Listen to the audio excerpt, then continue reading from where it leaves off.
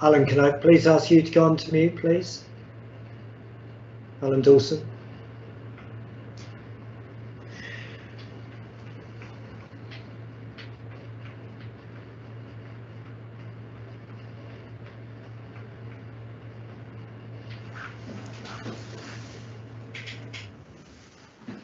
Okay, well, welcome, ladies and gentlemen, to this, the first public board meeting of the Foundation Group.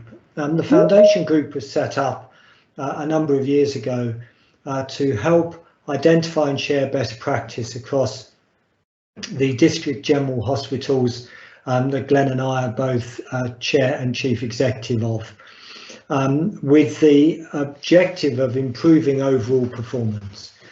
It is very much about a learning arrangement and a learning culture, working together as teams to identify the better way forward and to have an attitude, a mindset of relentless pursuit for improvement. We don't get anything right, don't get everything right rather, but we do get, and we have had, an awful lot of success as a Foundation Group. And this morning in our workshop session, we talked about some important developments that are going on around us. In particular, we had one of our ex-non-executive directors, Richard Humphreys, who for a number of years has worked with the King's Fund to brief us on the social care reforms and the challenges in social care and what that meant for us as an NHS, and in particular in our different geographies. We then had a good update on the progress on the Foundation Group objectives, some of which we'll be talking about through the course of this meeting. And then we talked about our 100-day challenge and some of the really great progress that's occurring. For those of you who aren't obviously familiar with the public boards of the other bits of the Foundation Group, there is some really interesting work that goes on in the different geographies, and we will be picking up on that. The reports we produce, in particular the version of the Integrated Performance Dashboard, are by their very nature quite complicated. So we apologise for the complexity, but an awful lot of work goes on behind the scenes to ensure that the information that we provide is truly comparing apples with apples rather than apples with pears. It is one of the slight frustrations in the NHS that on occasion it is very difficult to compare data. And over the last 4 years, Glenn and the team have been doing an awful lot of work to try and ensure consistency of our data. So we're going to start off today's meeting with 3 matters arising that came out of our last Foundation Group private board. The first was on new to follow-up ratios and elective cancellations. The second was on trust productivity learnings, and the third was on the Foundation Group work update, including productivity. So we're going to cover those off. Then we're going to go into the performance report. I'll ask Glenn to do an introduction at that point, and then the 3 MDs will pull out the particular comparisons they want. We're focused on the human resource metrics in particular, given the challenges that the whole of the NHS, and we're no different, is having on agency spend. But we wanted also to include in this public session an overview of the independent investigation of maternity and natal services in East Kent, the so-called Kirkup report, which follows on from the Ockenden report into Shrewsbury and Telfield, just to give members of the public assurance about the really strong work I know is going on across the maternity services in the Foundation Group. So that's the background to today. I hope members of the public enjoy it. Any feedback to me would be most welcome about ways we can improve it. It is still a work in progress, so please forgive us if it doesn't work quite as smoothly as the normal individual board meetings that do. It's somewhat of a challenge of having over 50 people in the room.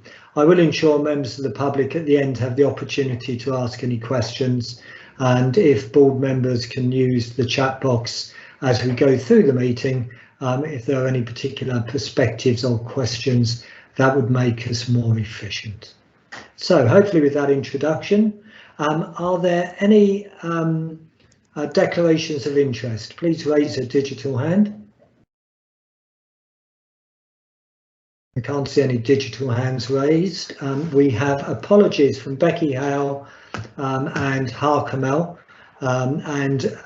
So Sarah, really appreciate you standing in. So we have apologies from those two individuals. Otherwise, we will be ready to go. So in terms of matters arising, the first was the new to follow-up ratios and the elective cancellations. Over to my Chief Operating Officers. Thank you, Chair. If you don't mind, I'm going to take this. So if it just going to share my screen, if I may, just to quickly go through 5 or 6 slides in 5 or 6 minutes. So on our last Foundation Group board, we were asked to look at new to follow-up ratios, and we shared some of the comparisons there and the elective cancellations, some comparisons across the group. Board members may be familiar with the summary that we looked at, and we were going to go away and look at 3 areas of where our new to follow-up ratios across each of the trusts warranted a further deep dive, and they were general surgery, where George Eliot were deemed an outlier, ophthalmology where Swift were deemed an outlier, and respiratory where Wye Valley were deemed an outlier.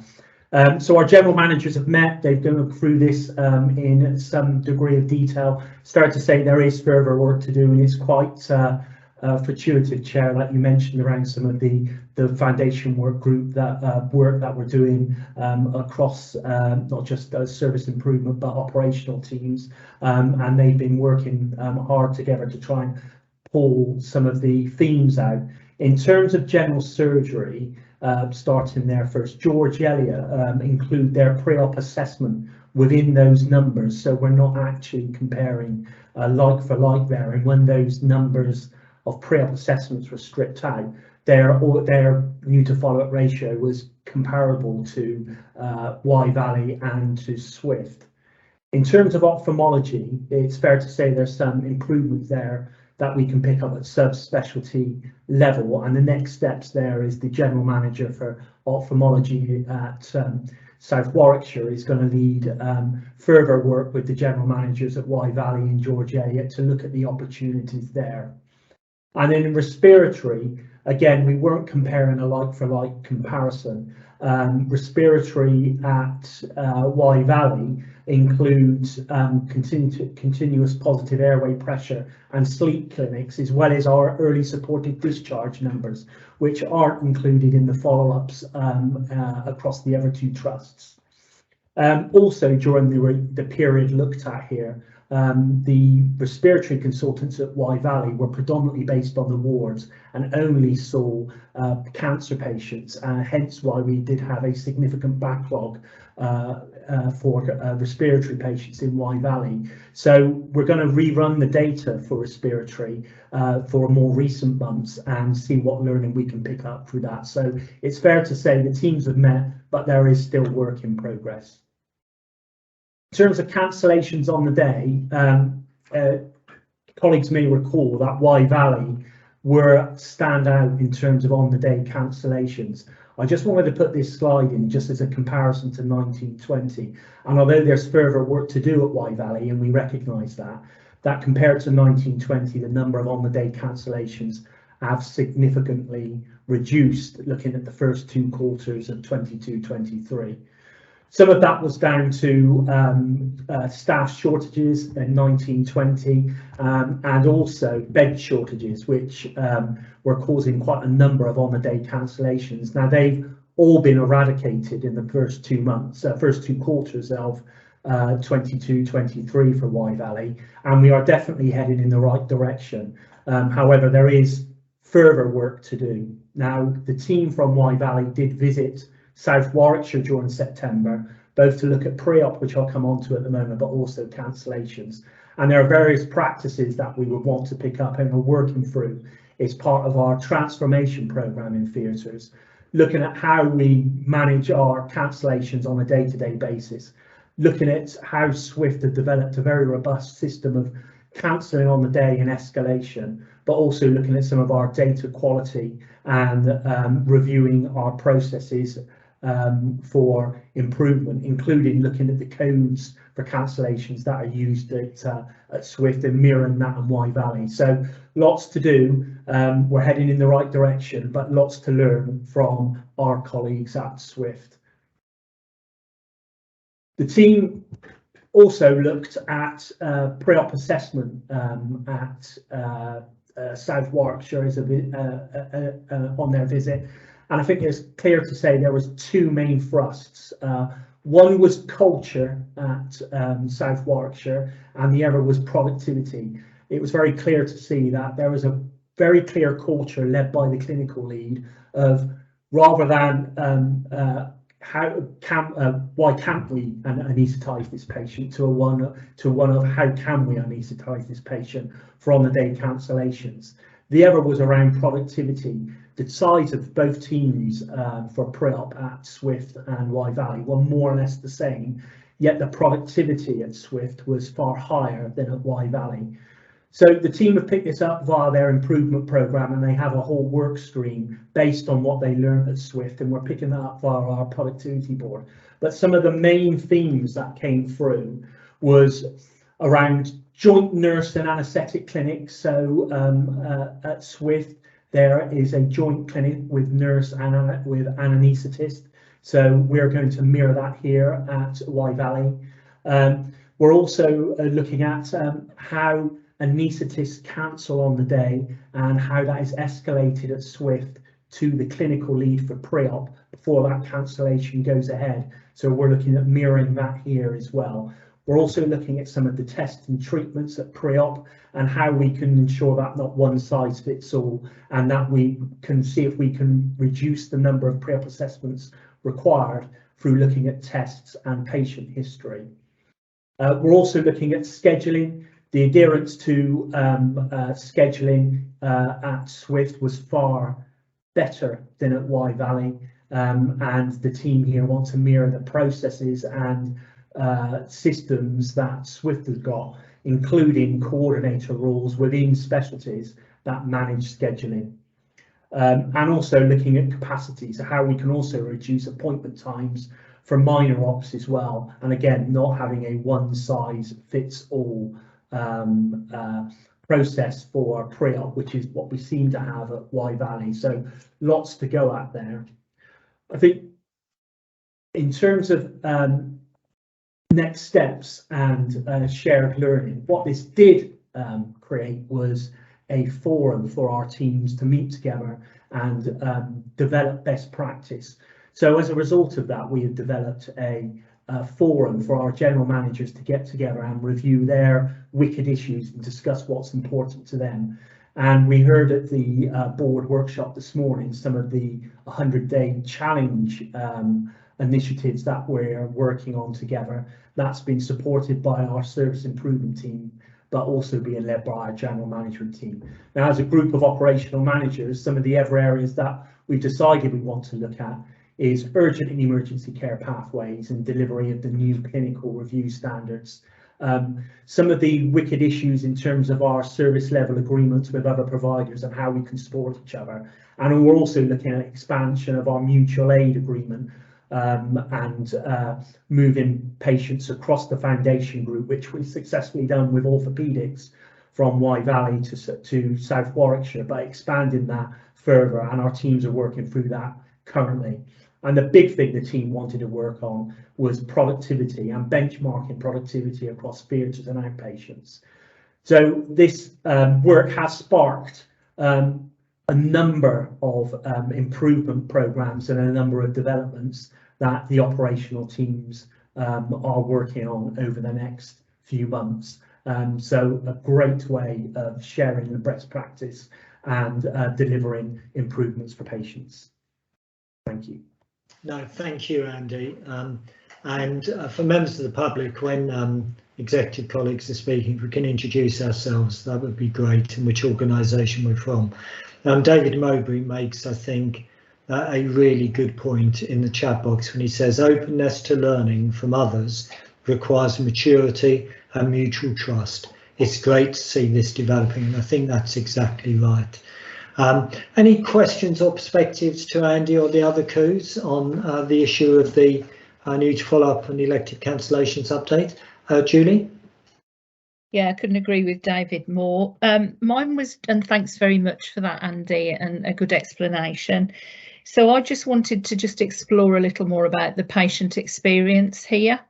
So in terms of what would it mean for waiting lists and therefore patients if the average percentage of acute providers that you show in that table was actually delivered? What would that mean for waiting lists? But also just to understand with the other two pieces of information, if we were to reduce the number of follow-up appointments, how would that be decided? What would it mean for patients? And again, in terms of cancellations, when these happen, is there a common way of working across the group of speaking with individuals if their operations have been cancelled? Thank you, Julie. Great questions. Andy? Yeah, thank you, Julie. I mean, in terms of the opportunities here, there are significant opportunities. There are definitely opportunities in how we're managing our follow-ups, and I think that is key to how we're working across the operational team. So the general managers are reviewing the data currently, and when we get to a position of preparing like for like, we are going to bring in our clinical leads for clinical discussions about best practice. But there are definitely opportunities across the group in terms of improving, reducing our follow-ups and releasing those slots and opportunities for new patients to reduce our waiting lists. Sorry, what was your question around cancellations? Do we have a common process for actually speaking to people once they have been cancelled? I'm not sure, but we will pick that up as part of the group. I know we are working together to look at our cancellation processes, and that was a part of the fact-finding visit to Swift and the Wye Valley team about building on those best practices. Okay, great. Thank you, Glenn. Did you want to come in? Then I'll go to Sue. Just conscious of the time and the people on the group. Yeah, I'm just going to come in on the point about reducing follow-ups, just to make a point that Sarah Ostrick made earlier, actually, which is that it's actually good for confidence building for patients if we can get patients to a position where we can say that you don't need to come back for follow-up in secondary care. That doesn't mean that we should be passing them on to primary care. It actually is in most situations an opportunity to say you can manage your own condition well now, and if you need the health service again in the future, then contact us in the normal way. But I think there's far too many patients that we get into this follow-up loop, often with middle grade doctors rather than consultants, and it's not good use of capacities, but it's not good use of patients' time, and it's not confidence building because it's saying that we need to keep seeing you. So I really think there's patient benefits in this as well as the capacity benefits of seeing the next patient in that available slot.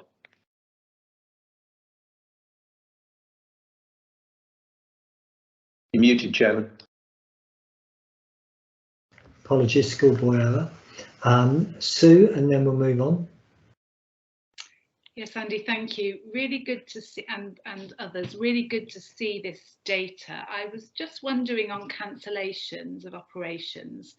Here we've got absolute numbers. I was wondering, for example, on page 4, is there broadly the same number of operations happening in this year, 2023, as there was in 1920? Because I've read elsewhere of some trusts having dramatically shorter lists post-COVID. So I was wondering, is there an equivalent number of operations happening? Andy?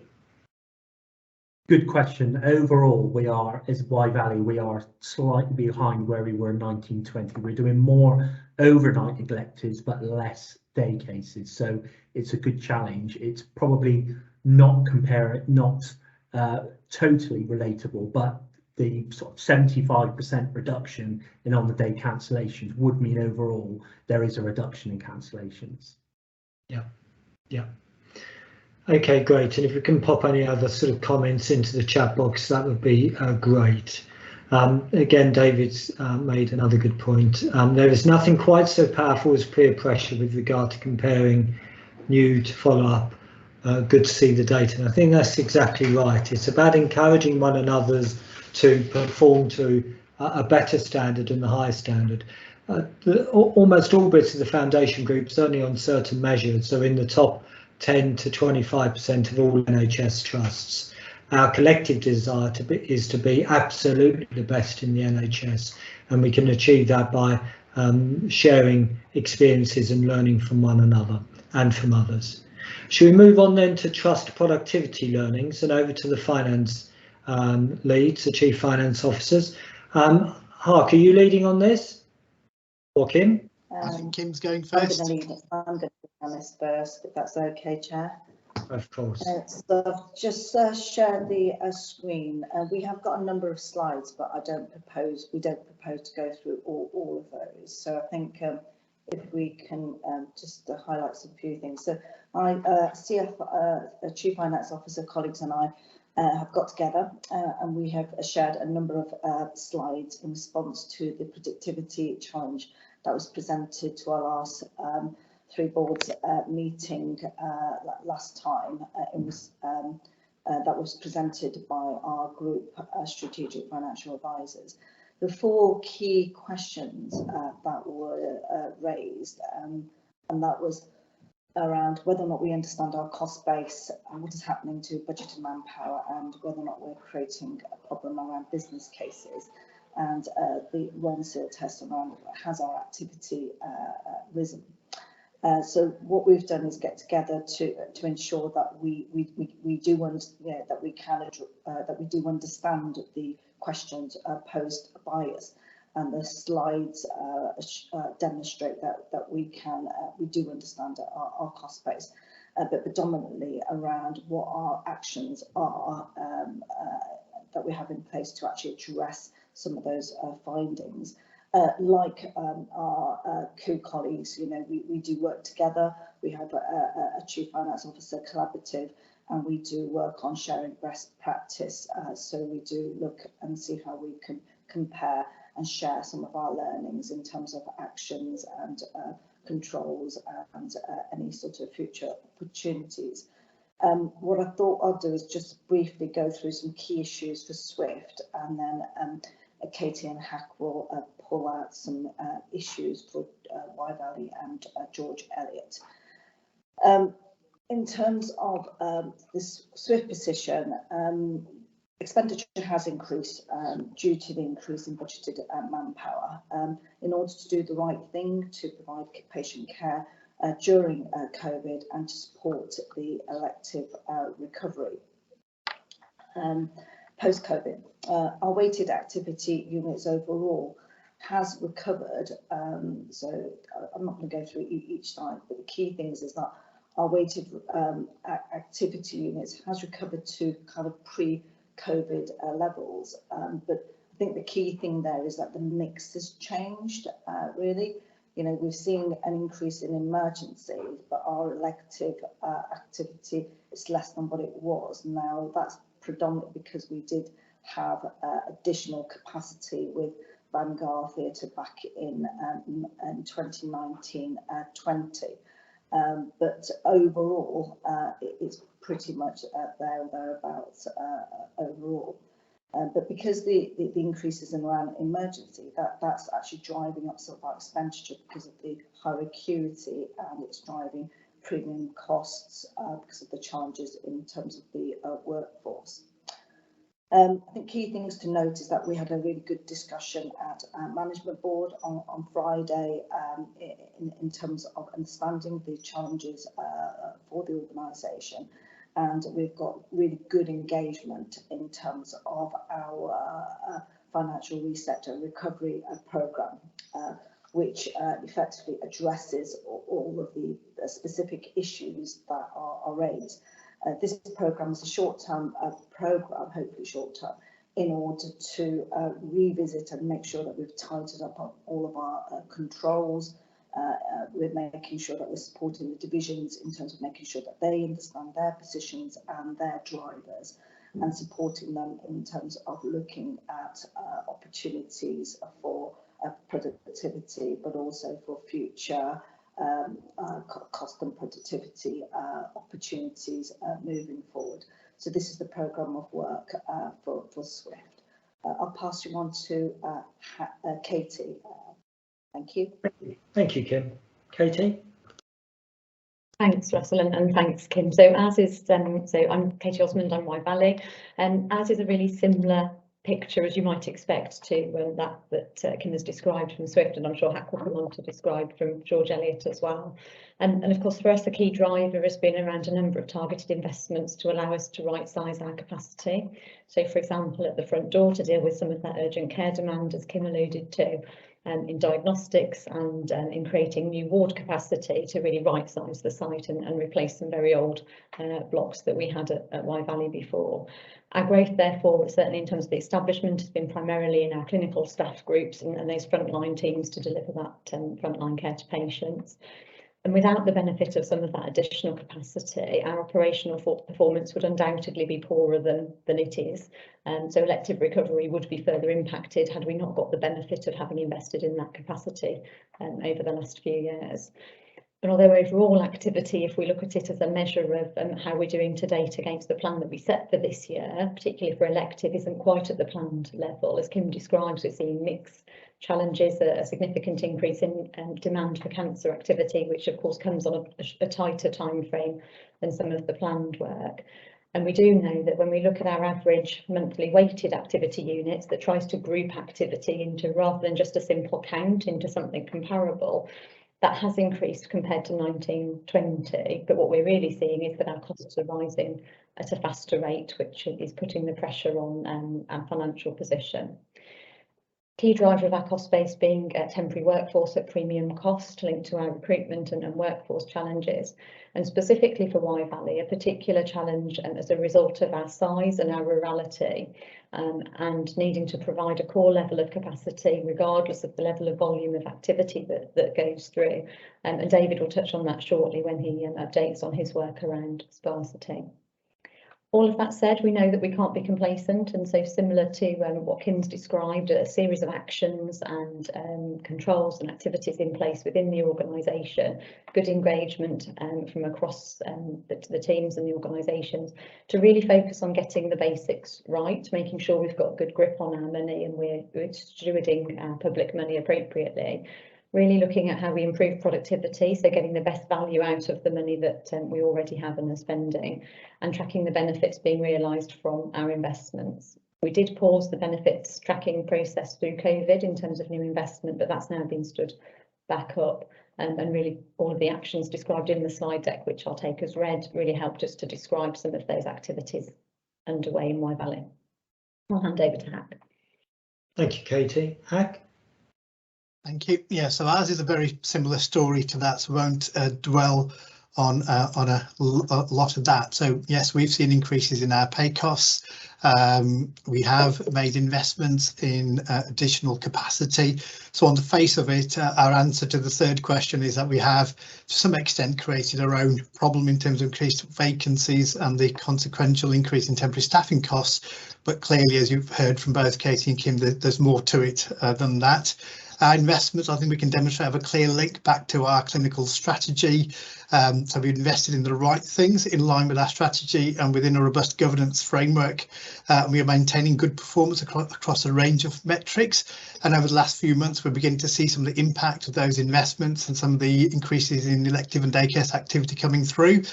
I would also flag our good performance on A&E, particularly the A&E 4-hour performance. We're third in the region on that, and we know that the A&E performance is a good barometer of how well the whole hospital operates, and that's a reflection of some of the investment we've made in ambulatory care.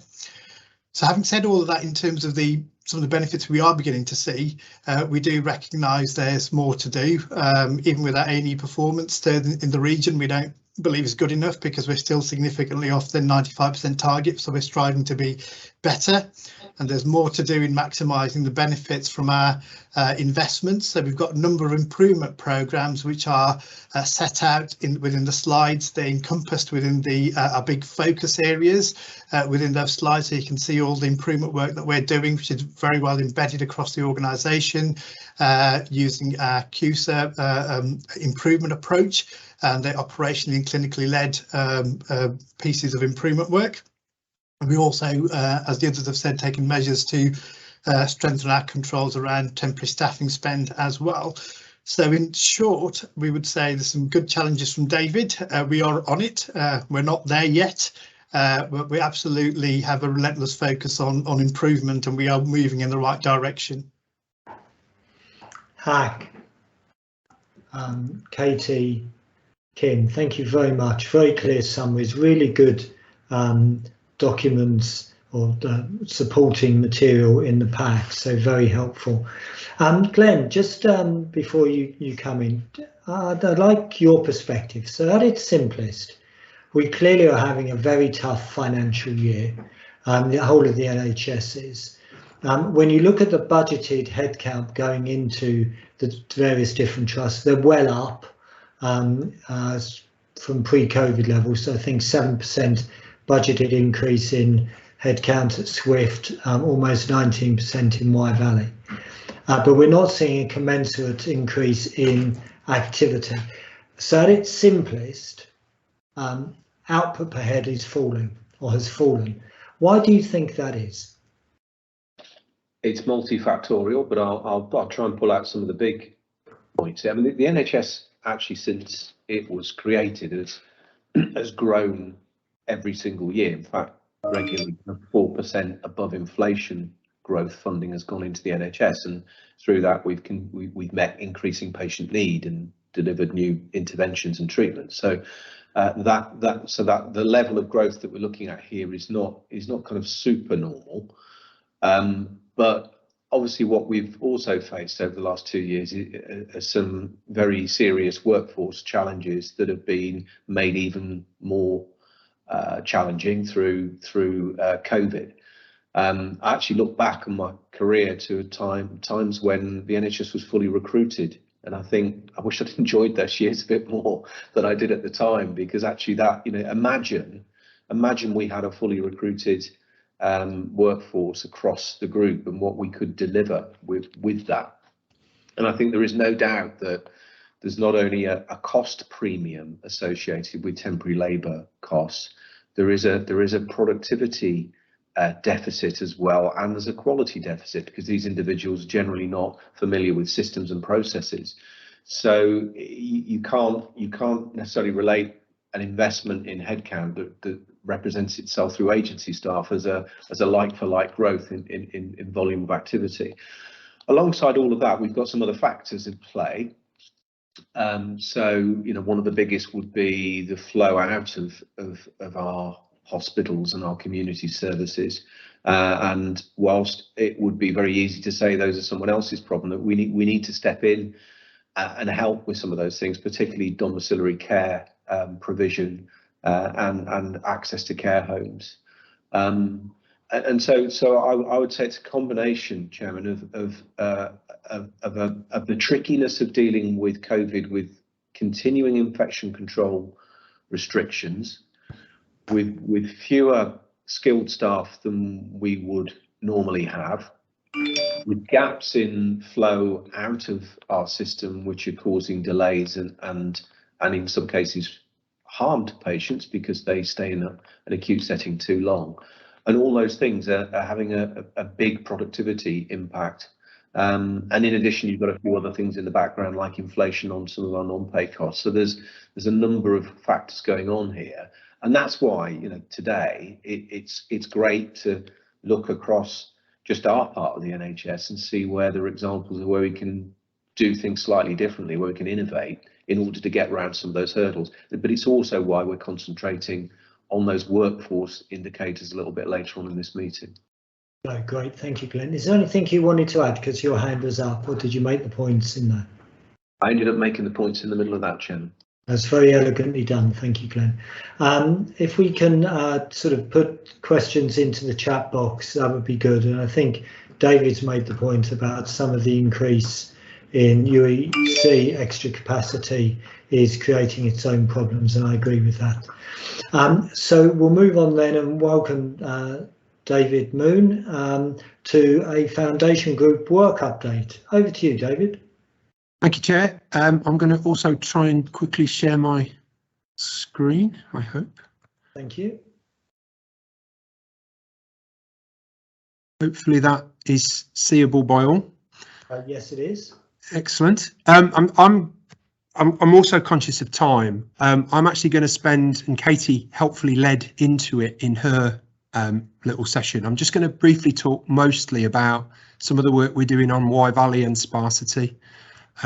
Because I think there's a lot going on. Historically, there's been an argument that a small number of trusts in the country, which are deemed small and rurally isolated, are not the allocation formula doesn't work for them, which is an age demographic type formula based at a GP level. And if you actually look at what's happened in the last probably 7-8 years, things are starting to move, and there is now some recognition that there are a small number of trusts that need to be treated in a slightly different way.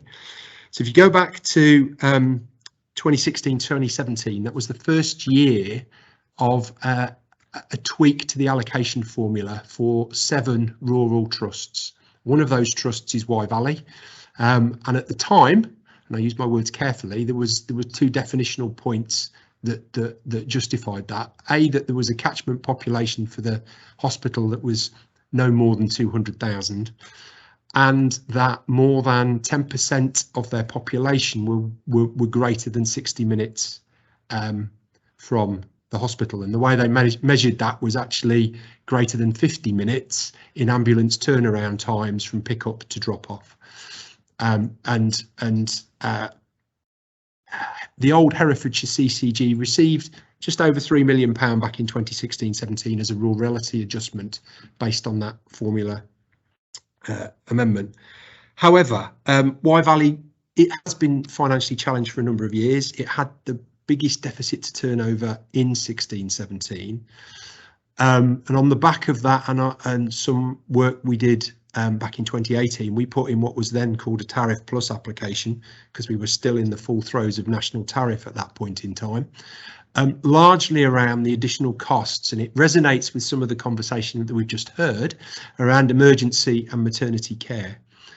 Fundamentally, you have to have minimum size services regardless of the volume of patients that go through it.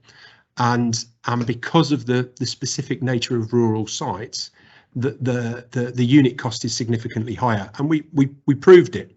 I think back in the day, we were also supplemented helpfully, I think, in January 2019 by a report that the Nuffield Trust did into rural healthcare, which again highlighted the 7 rural trusts and why they may be special, and supported more work being done around that.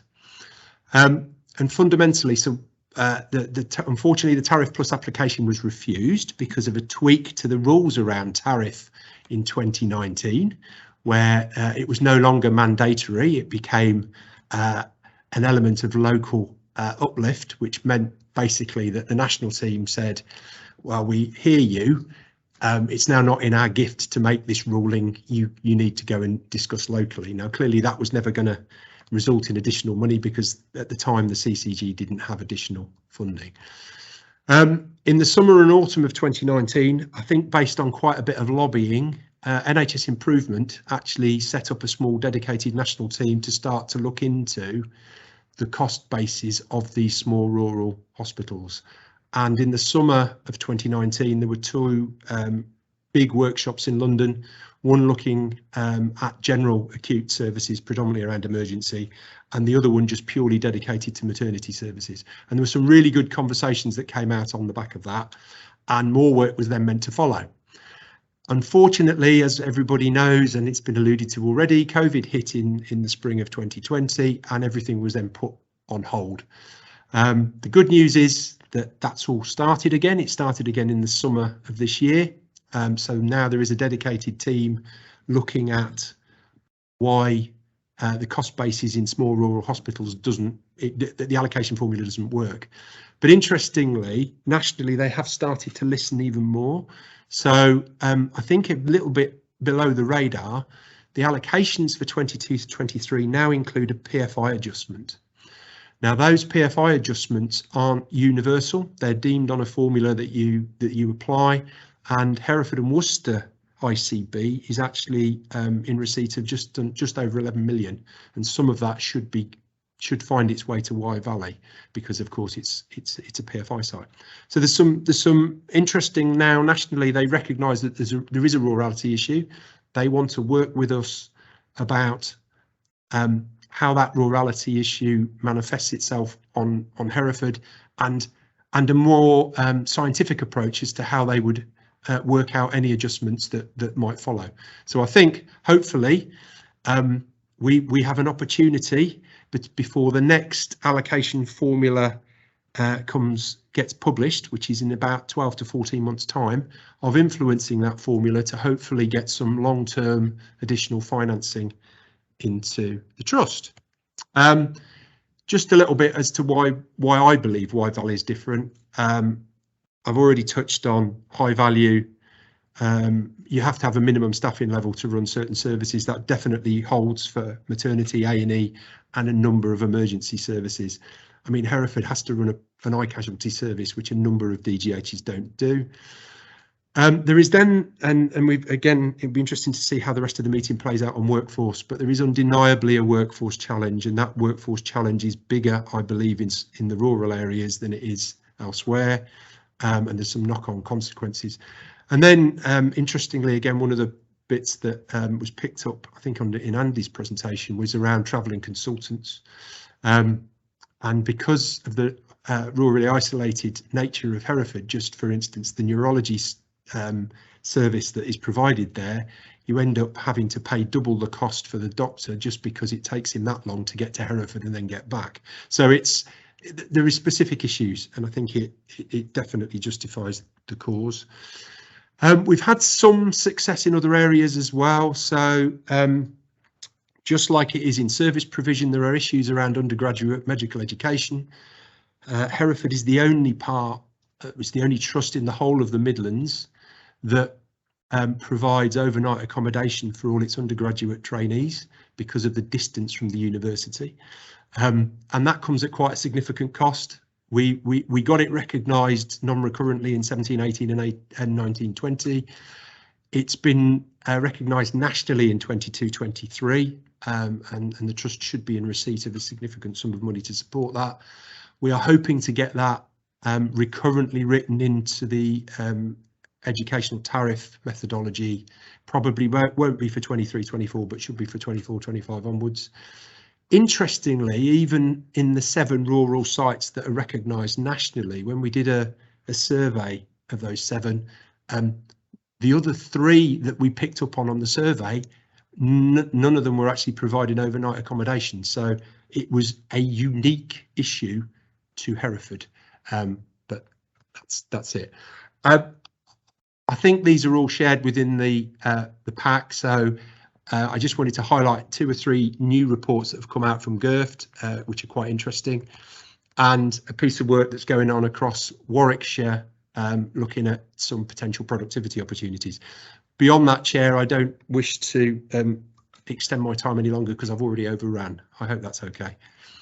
David, that's really helpful, and I think it gives, hopefully, to members of the public some insights into the challenges across the foundation group. Any questions or perspectives to David? Please raise a digital hand. Some points being made in the chat box, David, which you might want to pick up. Just to put some things into context, I think, David, I'm correct in saying that when we've run the numbers, we thought the rurality issue cost Wye Valley something in the order of 20 to 25 million a year. That's right. and so the sort of 4 million that we were originally given pales into insignificance of that. And Wye Valley also has the additional challenge of a somewhat problematic PFI. So the team down in Wye Valley do have challenges, but Katie, you're absolutely the person to find the opportunities with Alan as you can. Pranjit? Thank you very much. That's really interesting to hear, particularly about the medical students staying overnight, David. It's in my mind, I just thought, well, are these public funded medical schools or are they private? Because obviously, as you know, there are quite a number of private schools opened up nearby, and whether you've been approached by them. So at the moment, it's the public ones. So it's the ones funded via Health Education England that this relates to. I'm not personally close to the private ones, so. That would be a conflict of interest in some ways, David Moon. But thank you, Pranjit. And David Mowbray? Yeah, David, I put it in the chat about small fragile teams as well in a hospital like ours. We're so vulnerable to it. A lot of these teams are utterly vital to the functioning of the hospital, thereby extremely expensive to keep going. So I think Glenn's alluded to it earlier about we need to start working how we jointly support across the group. It's difficult with geography, but much better with digital, to start to create some resilience, because it's surprising what you can do virtually with a clinical team. Yeah, totally agree with that. I think, if we were talking about it earlier, weren't we? This MS Teams malarkey that we're all sharing at the moment has some real negatives in terms of the inability to get together and have a coffee. But it does provide real opportunities for people to come together, multidisciplinary teams to more effectively address patient needs. And even if you take this meeting, the carbon dioxide saving out of this meeting being digital will be enormous, let alone the expenses of hiring a room and everything else. So, digital does provide opportunities for us to exploit. Colleagues, happy to move on. I know in some ways we're just skimming these issues, but hopefully it does give a flavour to non-executive directors and members of the public about the enormous amount of detailed work that goes on behind the scenes. So I think then we're on to the performance review and update section and the Foundation Group performance report. Enormous thanks to Connor Price, who I know behind the scenes has been driving a lot of the data with our analytics team. So thanks to Connor. But Glenn, do you want to do an introduction and then pass it on to your Managing Director colleagues? If I may, Chairman. I mean, these are really difficult times for the NHS.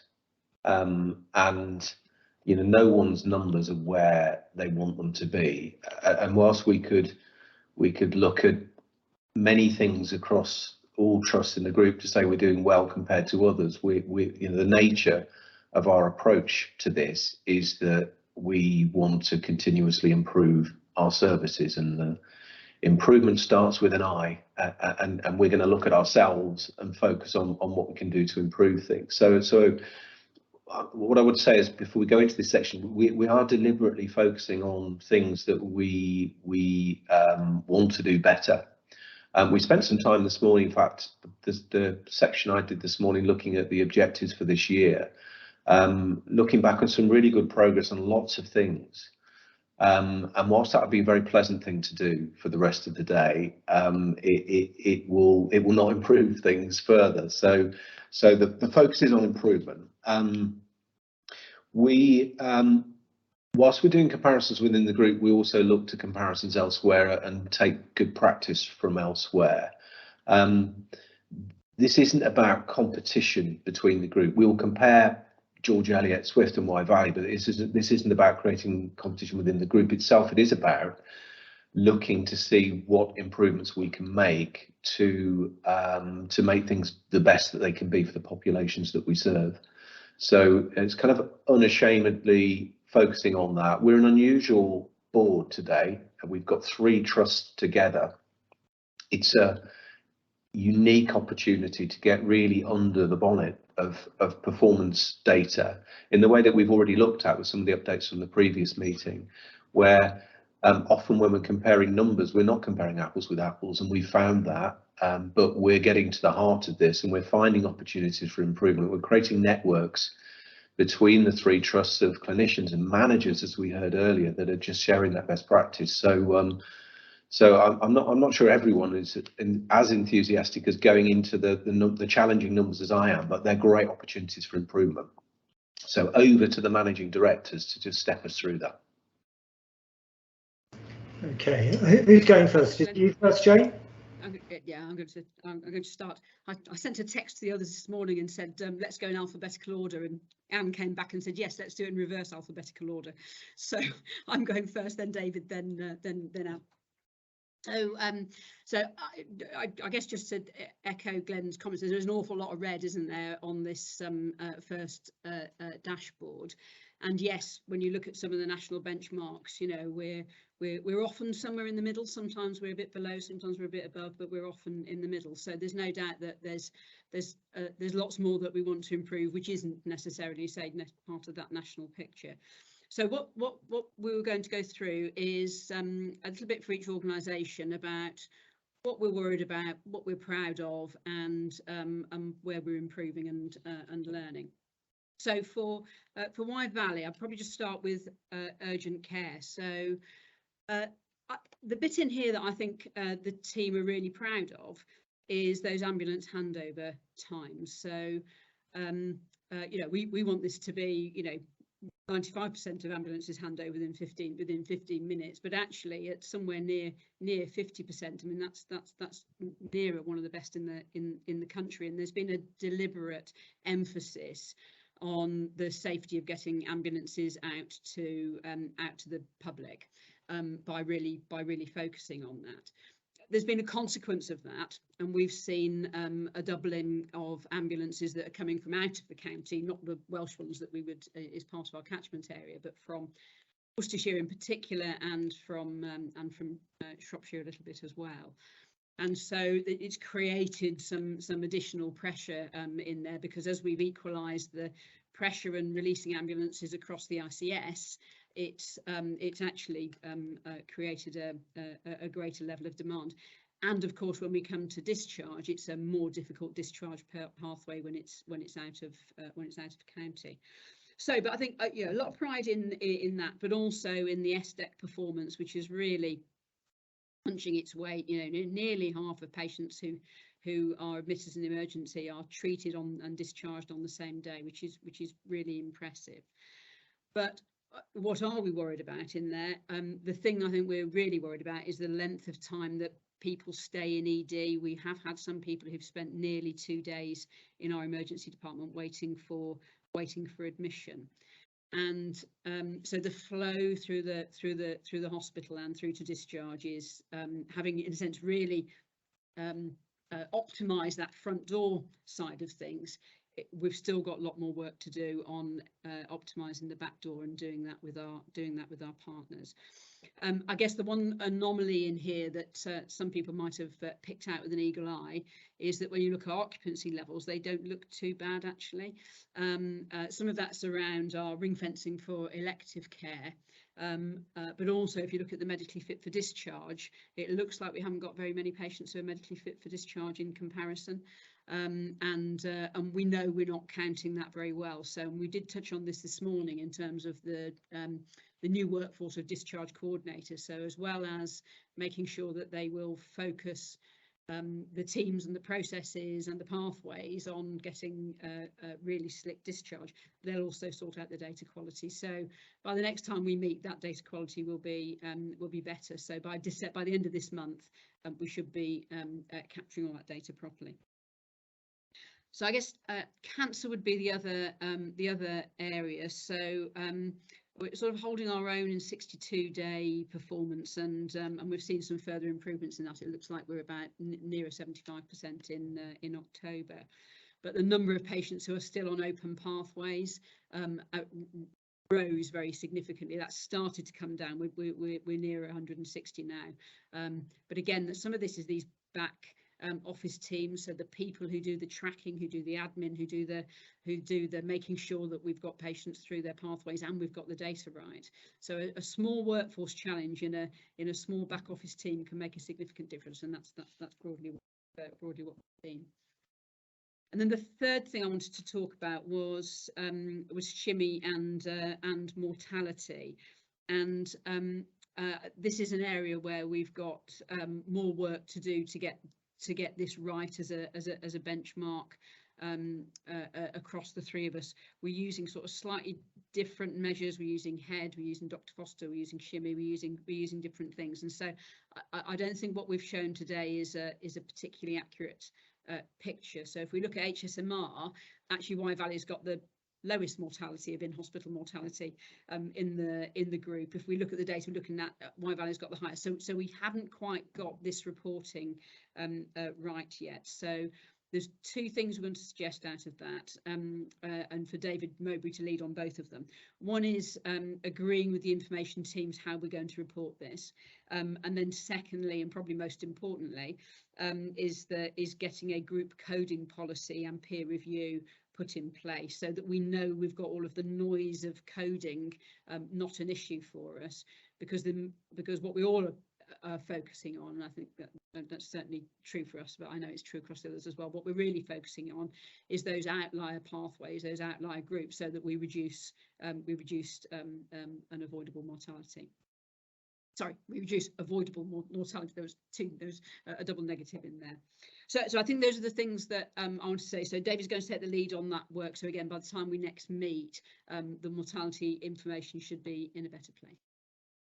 That's great, Jane. Thank you for the summary. What we'll do is invite questions after each. Just before I invite Glenn to come in, Jane, what's worrying you most? Urgent care over winter, and the ability of the dial to actually move on that. We know that the significant problem is in discharge and in social care workforce, and I don't think we've got time over the next couple of months to make that significantly different. I mean, the £500 million that was announced for social care, I mean, it might have been announced, but it hasn't been released. There's no mechanism for local authorities to access that money. So even the money that has been announced isn't actually there yet. So we're talking to the local authority. We're talking about things that we can do around community resilience, activating communities to do more to support people at home and support discharges. But I'm really concerned about the coming winter and where we are now and where we might be therefore once we've seen flu and general winter pressures hit us more. Okay, thank you, Jane. Glenn?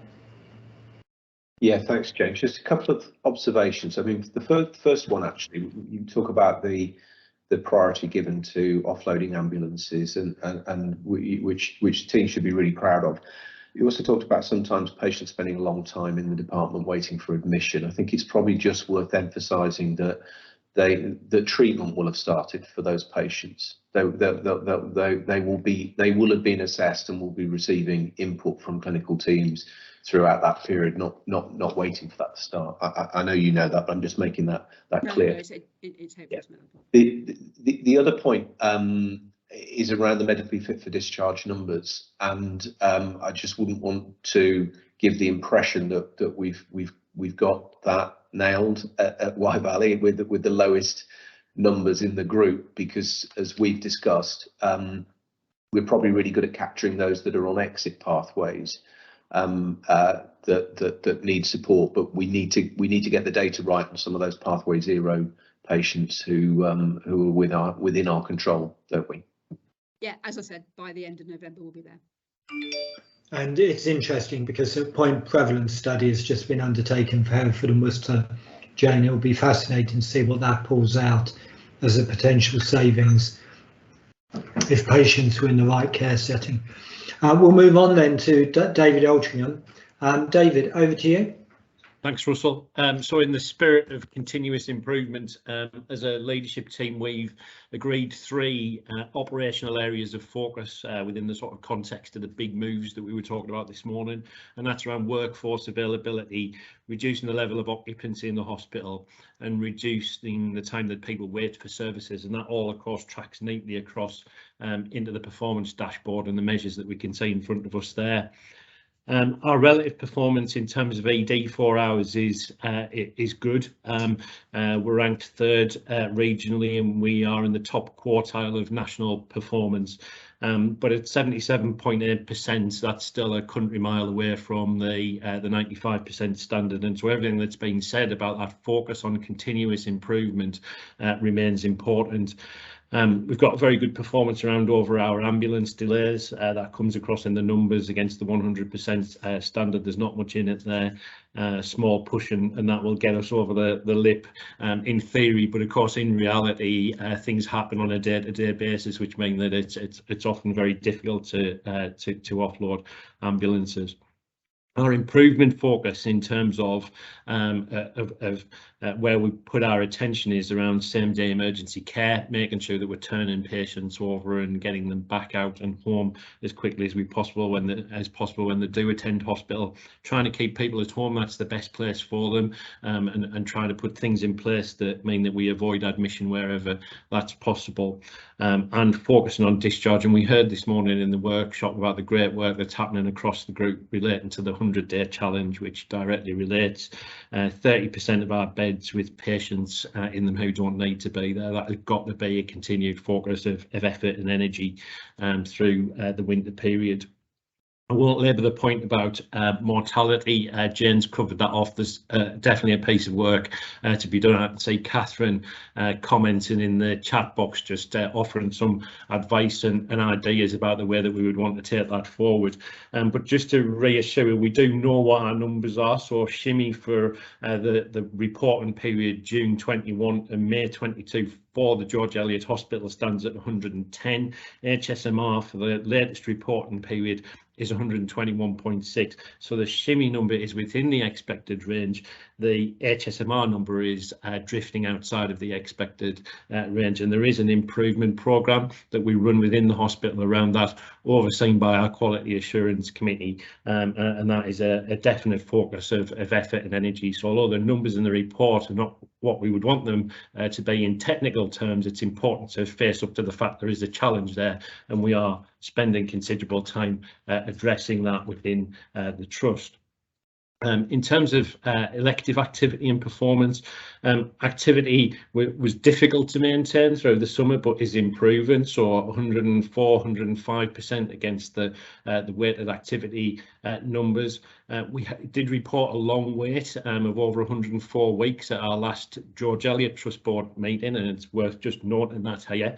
And that patient still hasn't been treated and remains on a waiting list. We're waiting for one of our partner organisations to step in and treat that patient. We won't go into the politics of that here. We've played that out in other environments, but it is an area that's taken quite a degree of attention from the executive team and indeed the wider board. We've got no patients between 78 and 104 weeks, so that is an isolated problem. And we have a fairly small number of patients at greater than 52 weeks, 60 patients, only 28 of those left to date. So again, in terms of performance and moves to reduce long waits, that is something that we should be proud of in terms of progress. But of course, lots still left to do, and just wiring that back to the productivity conversation that we've had just, and the work that we've heard from Andy and the Chief Operating Officer group, bringing together our general managers, some real opportunities to drive improvement work there. And then finally, our cancer performance has improved and continues to improve against the 62-day treatment target, with the number rising from mid-60s up to 71.3% for the last round of available data. So heading in the right direction, but still adrift from the target, and still more for us to do. So Russell, how about I preempt your question about what worries me as we head into winter? And for me, I'm going to go to workforce. Everything that we're trying to do to drive improvement relies on our people being available and ready and able to help. And work life is tough. Home life is tough. I think the thing that worries me is being able to keep the team on the deck and the strength that we need it properly supported as we head into what will be a tough few winter months. And as an exec team, we spent the day yesterday working out how we're going to do that. So we've got some plans emerging as to how we're going to wrap around the team a bit more, looking after health and wellbeing and making sure that we put our people first. Great, David. Always good to sort of preempt Chairman's questions. I'd just like to put on public record apologies to those patients who are waiting on our waiting lists, whether it's waiting for treatment from us or through a partner organisation in the NHS. I know just how worrying it is for patients who are waiting a long time for treatment or for discussions. So I do just want to put on public record my apologies to all patients that we find in that situation, particularly those who are on our list but actually outside our control. Any questions to David? Okay, so last but by no means least, Anne. Thank you, Chair. Good afternoon, everyone. My name's Anne Coyle. I'm Managing Director here at South Warwickshire Foundation Trust. The key point I wanted to draw out, but before I do, just to reference the amount of work that's underway within our clinical teams, our managerial teams, on our work to improve our performance with really strong engagement across the board. So starting with our ED performance, this continues to remain challenged. Against the 4-hour standard, our performance to date is 65.2%, but nonetheless, some of the actions that are outlined there, and we're particularly delighted to welcome the advent of the medical day case unit, and that will be a key, it will play a key role, I'm sure, in the months ahead. We're also noticing, it's been touched on earlier in terms of the growth in our out of area conveyancing. Mortality, our indicators remain within the control limits, and really the narrative there details the work of the Mortality Surveillance Committee on this important indicator. On cancer, we're treating more patients per month compared with 2019, seeing a rise of 18% and a consequence increase in our conversion rate from the referral to confirmed cancer. RTT, we're in the top quartile on RTT and our diagnostic waiting time and our activity performance. But mindful as ever in terms of the reference and the narrative that you will see in terms of balancing our cancer demand and our RTT position. And then finally, medically fit to discharge. You'll notice from the STAR indicator, and there's quite a lot in the chat on what is meant by that. There's more work to do, particularly around our data quality, and there is, as I understand it, a group, a medically fit for discharge operational group, and working to get underneath the data. But our number there equates to about 7% of our bed occupancy that we have identified as medically fit for discharge. But a huge amount of work underway across all of our teams to improve our overall performance against the metrics referenced. So just to thank everyone involved in that. Thank you. Thank you very much, Anne. And what's worrying you? What's worrying you? Yeah, I mean, of course, the points that Jane and David have referenced. I think there is something though about the immediacy of the winter. We hear in the press around the twin pandemic now of sort of flu and COVID. There's been so much innovation, responding, dealing with sort of the day-to-day and what presents, and it's ensuring that we have that resilience within our teams, and we still have that capacity to continue to respond. I've no doubt that we will, because our staff have done so to date, and I'm sure they will continue. But it's just that nervous bit, isn't it, before you kind of go over the hill into the into the battle, as it were. Get out of the trenches. Yeah, no, I know what you mean. Questions and perspectives, Glenn? I'm not over the hill yet. The point that I'd like to make, it's probably worth emphasising, because we discussed this a little bit this morning, but in this public board meeting, all 3 trusts are running elective care on busy acute sites, and part of the challenge for us this year was how we deliver Operation Ring Fence, how we innovate, and Anne's just referred to it. We heard in the 100-day challenge so many ideas and improvements that are going in, and so with all this busy, very busy urgent care going on, we're delivering numbers that are some of the best in the NHS, which teams ought to be incredibly proud of. And I think, and with our diagnostic services as well, we had a visit to George Eliot, the Community Diagnostic Centre, through Steve Barclay, who was Secretary of State then and is back as Secretary of State now. And he was so supportive of that model that says that we've got the resources and the backup on the busy acute site, that it's the right place to maximise our productivity by having all of those teams available. And I think that obviously the over the hill point that Anne's just made, though, is that we've obviously, the challenge for us now is the ability to maintain that throughout this winter, so that we can continue to drive down waiting times. But it's great credit that we're able to do that in the way that we do it in our busy sites. No, absolutely, Glenn. And Julie?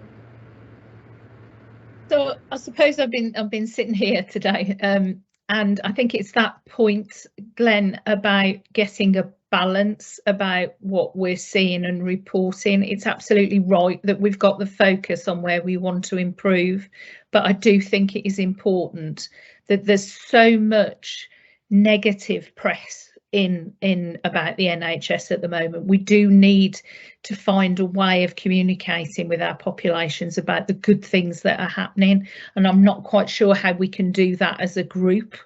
And also, we are entering into winter. Everybody is very nervous.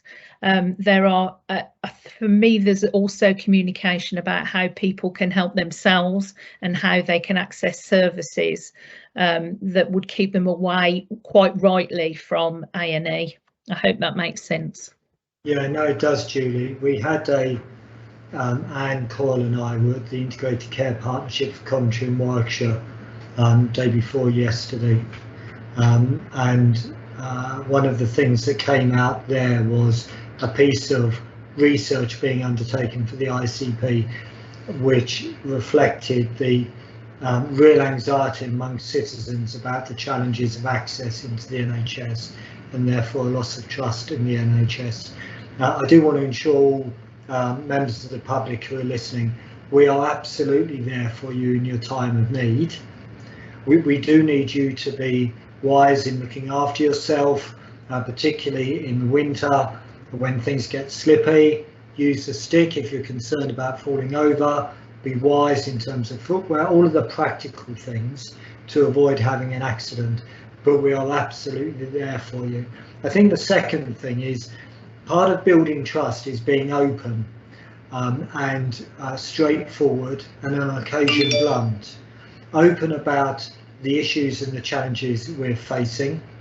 Open about the actions we're taking to improve things. And I hope if there's one takeout from this meeting today for members of the public, it's the open and honest approach we have in terms of the challenges we face, our confidence in the actions we're taking, but our determination to make things better for the citizens that we serve. Glenn, is there anything you would like to add to that?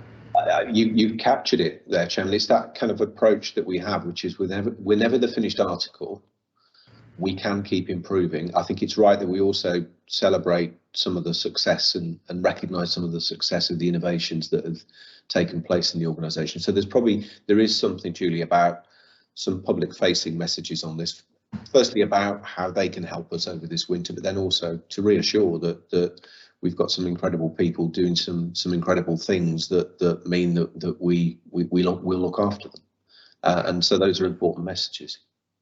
And so Astrid, just in case you can't see it in the chat box, has made the important point about the real way members of the public can help us and help themselves by taking up opportunities to have the flu vaccine and the COVID boosters, because it really does make a difference to health outcomes. Colleagues, happy to move on? Okay, thank you, Anne, Jane and David, for your summaries there, and as Jane has said in the chat box, we do hope to get the integrated performance reports on a true apples and apples comparison basis by next month. So we'll move on then to the discussion around the HR metrics, including the agency spend. Thanks here to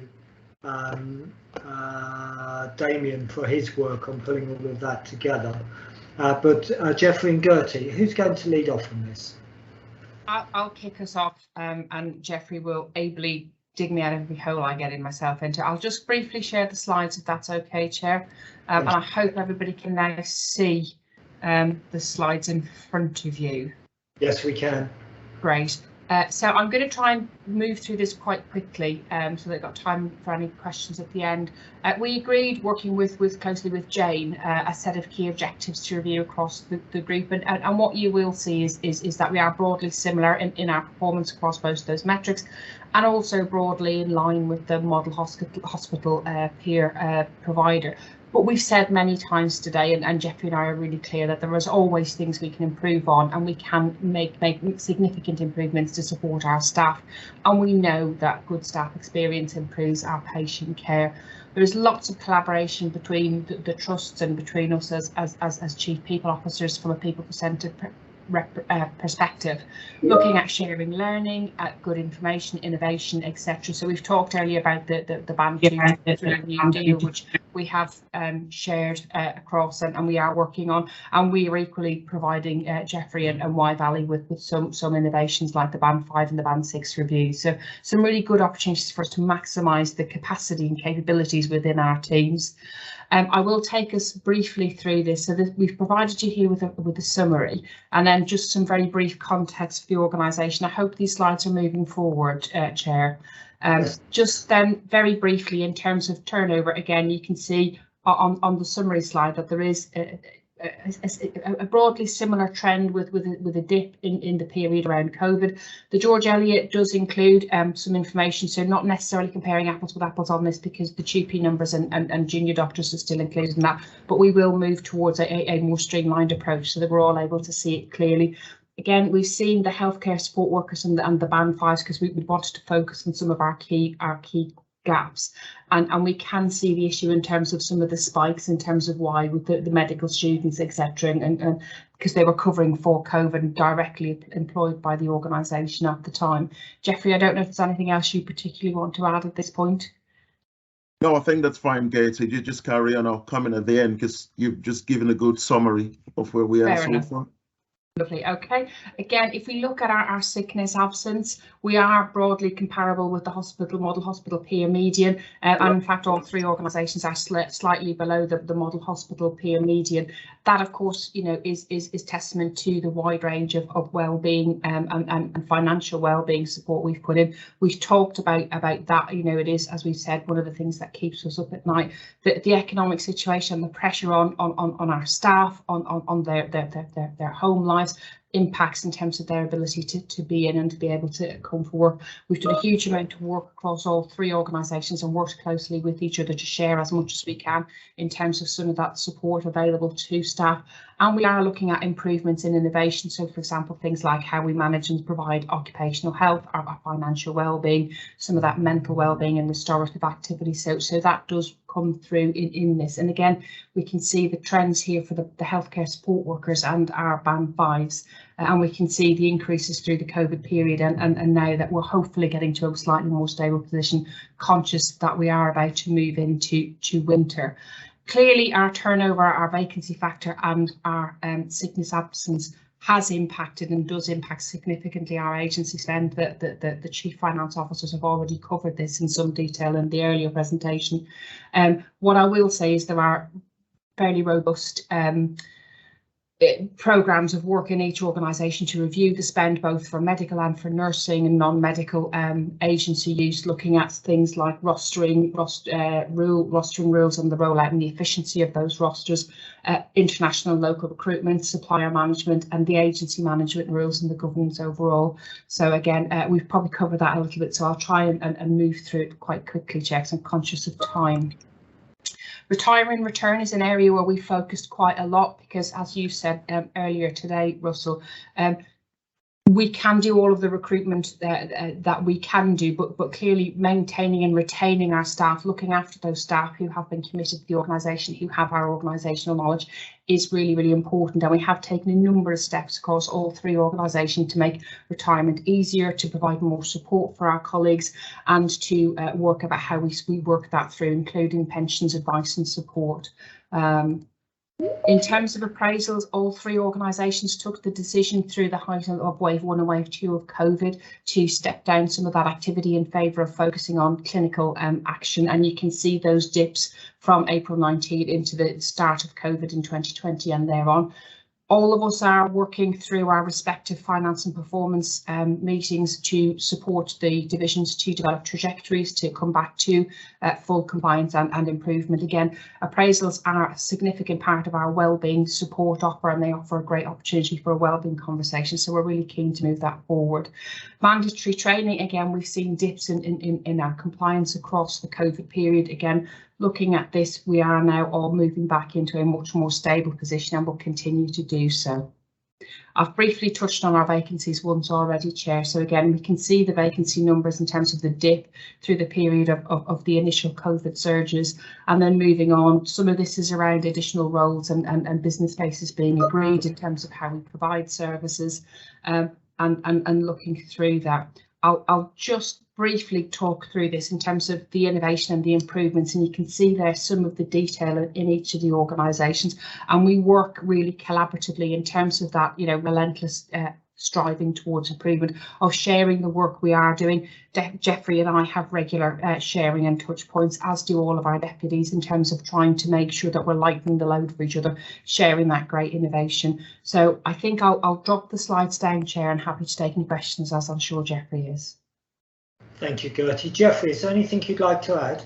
Yeah, I just wanted to say that, I mean, obviously it's been very challenging for us, and not just for us, but across the health service. But I think it's fair to say that the interventions that we've been putting in place over the last few years, we can now see some improvements, especially in relation to the staff survey, because the feedback we've been getting from our staff tells us that we're heading in the right direction.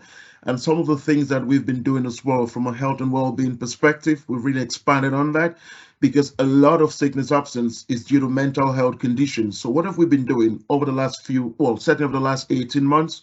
We've expanded our health and well-being provision. We're training all our line managers on mental health awareness. We've got over 200 mental health first aiders across the organization, and we continue to improve on that. Gertie and I, we're having discussions currently about trying to really expand on the occupational health service that we have. So moving from a reactive service to more of a proactive well-being service that can really cater for our employees. Because let's be frank, in terms of trying to support our employees, it's very important. So COVID, the impact of COVID is still very pertinent. And so we are really looking at how can we ensure that we look after our staff, because if you look after your employees, then we can then be more productive, because productivity comes through staff engagement and also good employee relations, which we also have with our employees and with our local trade union colleagues. So I think all in all, we are moving in the right direction, and we are determined to be recognized as a model employer of choice that truly looks after its people. You're muted, Chairman. Can't get the quality of chairman anymore. Recruit a new chairman, Jeffrey. I was just saying, interesting points in the chat box, if we can make sure we pick up on those. Glenn?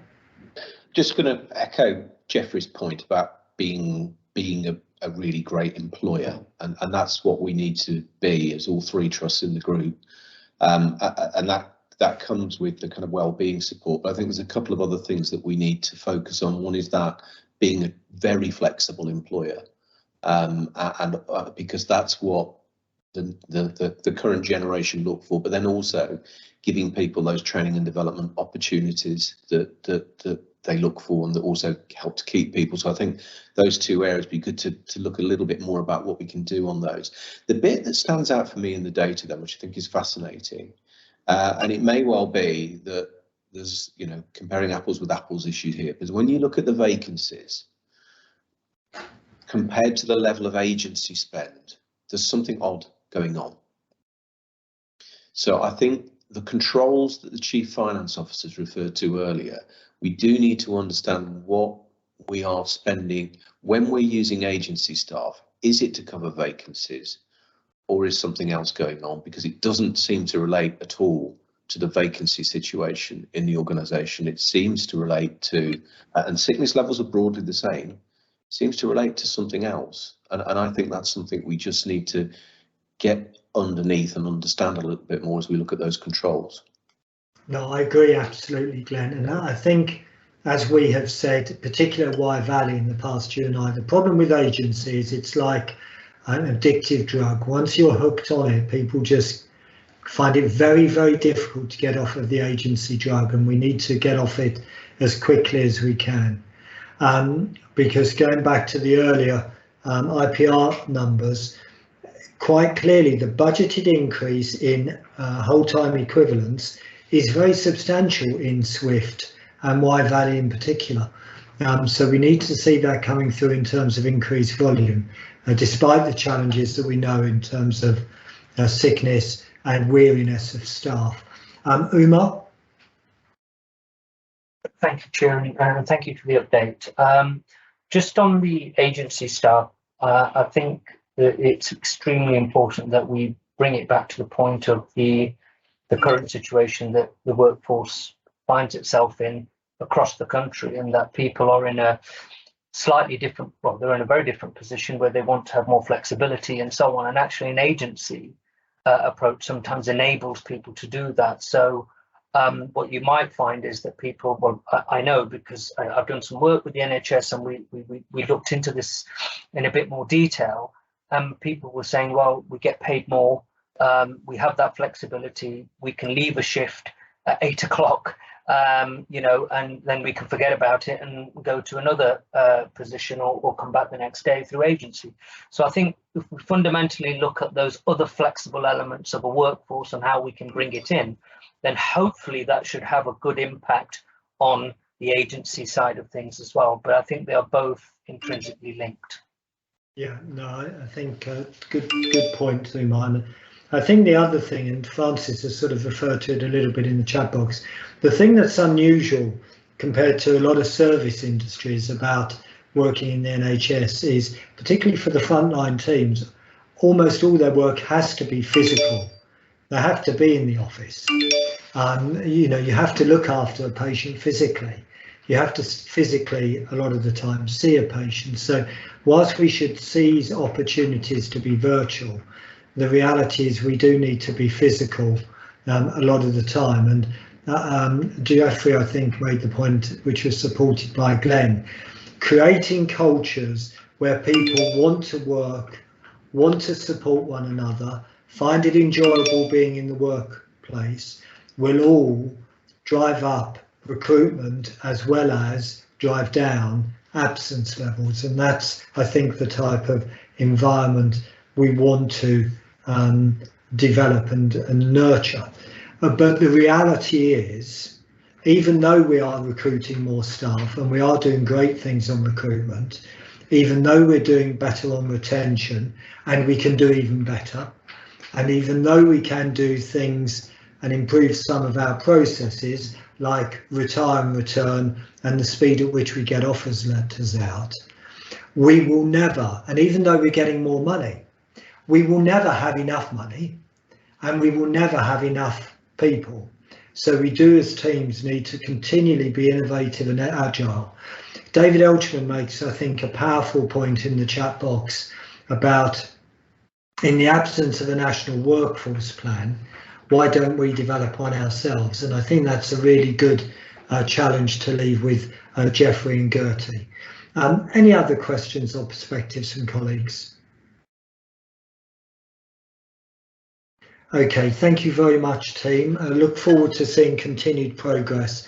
As we've said in the past, Jeffrey and Gertie, the work your teams are doing on things like retire and return, encouraging people onto bank, speeding up offer letters, making all of the processes easier, are behind the scenes type of things, but are disproportionately important in terms of getting whole time equivalents on the front line. Now we'll move on then to the overview of the independent investigation of the maternity and neonatal services in East Kent report. I'm just going to start off this session before I invite Lorraine and Amy to come in, to say something that a number of you have heard me say before, but it's relevant as we introduce this topic. As the three boards, there is nothing more important that we do than to ensure life is brought safely into the world and life leaves the world with dignity. So I have been continually horrified at the Morecambe Bay report, Ockenden, now the Kirkup report, and what it's saying about maternity services in the UK. It is horrific to me that the total litigation bill apparently that the NHS faces on maternity and paediatrics is now at £90 billion, which is frankly ridiculous when I know how much we struggle for resources in maternity and paediatrics. So the work you lead and get involved in, Lorraine, Amy, with the support of Sarah, Natalie and Lucy is disproportionately important to our work for our citizens. So I'm really looking forward to this update, but over to you. I'm not sure who's going to lead off, but over to you. Thank you, Chair. So for those people I've not met, because I've only just been in the organisation 9 weeks now, I'm Lorraine Cardle.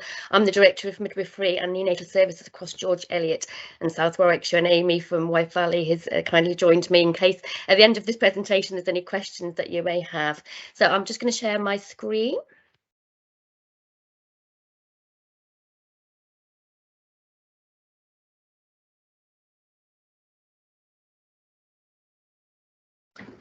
Hopefully you can all see that now. Yes, we can. Lovely, thank you. So this part of the agenda is just to give you an overview really of the report of the independent investigation of the maternity and neonatal services in East Kent. That was published on the 19th of October. The review was led by Sybil Kirkup, CBE, and the presentation there will just go over those main findings for you all. So I think for those who have managed to have the opportunity to read that, I think the report sets out some devastating consequences of failings and an imaginable loss and harm suffered by families. The report confirms requirement that as maternity services, we need to remain focused on delivering personalised and safe care, and we must continue to listen to our women and their families who use our maternity services. The report identified there was suboptimal clinical care within maternity services, and that led to significant harm and as the Chair has pointed out, significant costs to families who've lost their loved ones, but also actually financial costs as well. There was poor behaviours. The individual and collective behaviours of those providing the services were visible to senior managers and to the Trust Board in a series of reports that went far back to 2009 or 2020.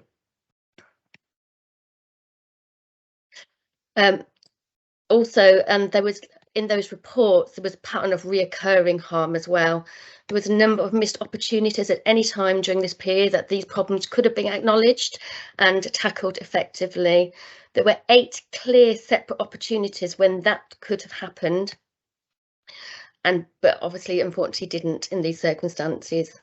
Lessons and recommendations. The report explains the missed signals and where accountability lies. The evidence behind the findings is used to draw out lessons with recommendations for both East Kent and for the national application.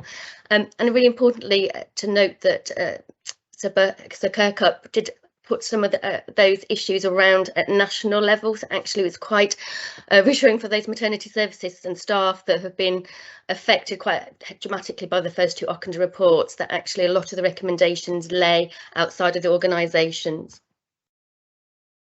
So there was 4 main key actions with recommendations within those. The first one was about monitoring safe performance and finding signals among the noise. And so he put that into 2 areas, the generation of measures. So that's about looking at meaningful and risk adjustable and available data. And that must be timely.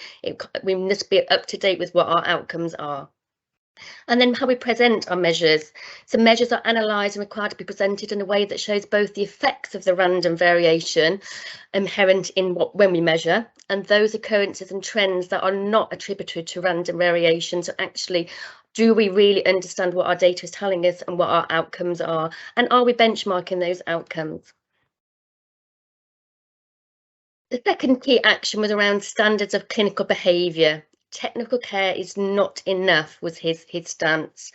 So behaviours and compassionate care, professional behaviour and compassionate care must be embedded as part of continuous professional development at all levels. It must not be something learning at earlier academic stages. We can't just say actually, you know, well, we'll learn it in universities and colleges and that's the only time that we'll go back to that. It needs to be continuous learning throughout a clinician's career. Authority of clinical leadership. There is a need for all staff to acknowledge and accept the authority of those in clinical leadership roles, and that was very clear in the report that there were some really bad behaviours around leadership and lack of compassionate leadership and lack of respect for leadership. And those in clinical leadership roles need to have skills and time to carry out that effectively, and that came up very clear that actually there was a lack of resource around and training for those staff in those roles. And proportionate sanctions. So he outlines that there should be reasonable and proportionate sanctions for employers and professional regulators to address the poor behaviours, so that actually we don't come into that culture of, oh well, they're always like that, that's what they're like, and that continues. We need to address that as at the start of those bad behaviours and not let that continue through. The third key action was about flawed team working and pulling in different directions. And so the first area is about common goals and shared understanding. We need to integrate service and workforce with common goals and a shared understanding of the individual and unique contribution each team member has in achieving those goals. National guidance on this must be the same for all staff, so it can't be that doctors have one set of objectives and midwives and nurses have others. It needs to be consistent, and we need to be working together across all disciplines and to contribute to making those common goals shared. Valued disciplines. So actually we don't want to become siloed within maternity, that actually these recommendations are for all services, directorates, units, to look at actually the learning that we've seen, those behaviours and the way that families were treated is across all disciplines, and we need to be sharing and learning from each other, and being aware that actually other disciplines have very valuable contributions that they may make to maternity services as well. We mustn't become siloed and it's just for maternity. Junior working working patterns and training came up very loud and clear. We need to reevaluate the changed patterns of working and training for junior doctors, and in particular how the unintended consequences of fragmented of their work and lack of support was outlined, and how we can mitigate those. And the fourth key action really was about organisational behaviour and looking good while doing badly. Dr. Sir Kirkut really pointed out about the balance of incentives. So the balance of incentives for organisations needs to be changed, he feels. The need for openness, honesty and disclosure and learning must outweigh any perceived benefit of denial, deflection and concealment that some organisations do to make sure themselves that they're looking better than they are because there's a financial consequence if they don't. Compassion and kindness. When families experience harm, the response must be based on compassion and kindness as well as openness and honesty. And a review of regulatory approach. So a review of the regulatory approach to failing organisations by NHS England would identify alternatives to the heroic leadership model, including the provision of support to trusts in difficulties and incentives for organisations to actually be able to ask for help, and that's seen as a benefit. That's a good thing that they're asking for help, and they're not feeling that they have to conceal their problems because actually they'll be named and shamed and no support will be given, and they will lose financial benefit from those. So as you could see, as I was going through those, the recommendations were quite high level, and the national team has really put it out there really that they're going to support maternity services across nationally to align some of these recommendations with the Ockenden recommendations so that we get one look at recommendation actions across that. So I've been working with the Associate Directors of Midwifery, and I say I've got Amy on the line as well, about how we can, what does that mean for us as across the foundation group? So actually we're doing lots of work post the first report from Ockenden and the second with the LMNS, but obviously we know that the LMNS is Coventry and Warwickshire, and then we've got Wye Valley who would sit with Worcestershire. So how can we make sure that we are learning from all these reports across the foundation? So the first area is obviously making sure that we've got the Director of Midwifery or Associate Director of Midwifery present at board and they're visible, and that came very loud and clear from Ockenden. It's about having that present, sharing any and providing assurance for one, but any concerns there. It's very evident across as I've come into the organisation that, you know, our reporting probably we could start to align that. I think we have huge reports that come to board. And actually one of the criticisms that came from Kirkut was that actually we're so busy doing lots of reports internally and externally that actually those people that should be doing the clinical work are so bogged down in that. So how can we make our reporting to the board, to yourselves, smarter and less pages, but have the assurance that you need and that we can present that, obviously making sure that under that then we've got the correct framework of escalation of our reports. Also our dashboards, we could align our dashboards across the foundation so that we're all measuring the same thing in the same way and that we're aware of our outcomes, and our outcomes is really important, particularly around things like our stillbirth rates and how we can do that. I know nationally they're going to start looking at having national dashboards, but let's start with our own foundation group and undertake that piece of work. How can we benchmark? What do we look like compared to other organisations? Again, we benchmark through our LMNS, but actually how can we benchmark further than that and making sure that we are really assured of our outcomes? And let's triangulate our data. So actually to be really assured that our outcomes are robust and we're measuring the right thing, it's about triangulating our incidences, our claims, our complaints, our feedback to make sure that actually we are really assured of that, and it isn't that we just think we're doing okay, we actually are. And as I said about our reporting structure, making sure our leadership structure across the foundation group is aligned, making sure we've got peer support and staff feel encouraged that they can use our Speak Up Guardians, our safety champions, as well as providing that peer support across our leadership. And actually, do we need to look at some training around compassionate leadership across the foundation group? And the master plan. So this is the master plan that will be coming nationally, but actually instead of having 3 action plans that may look at some of those recommendations, let's have one across the foundation group that I can oversee and that we can align some of that work. So actually we can be as a foundation group assured that our maternity services are safe and effective and providing care, and that we support our staff and we listen to our women and our families. So I'll stop there and take any questions. Thank you, Lorraine. Amy, is there anything you'd like to add? No, both Lorraine and I worked jointly on the presentation, so I think the information is, being put out by Lorraine. Okay, great, thank you. Some really important points made in the chat box. Just before I come to Glenn, my observation, Lorraine and Amy, would be the starting point is for you to know that the board doesn't mind hearing bad news. You should never, no one should ever feel in our organisation that they can't bring bad news to us.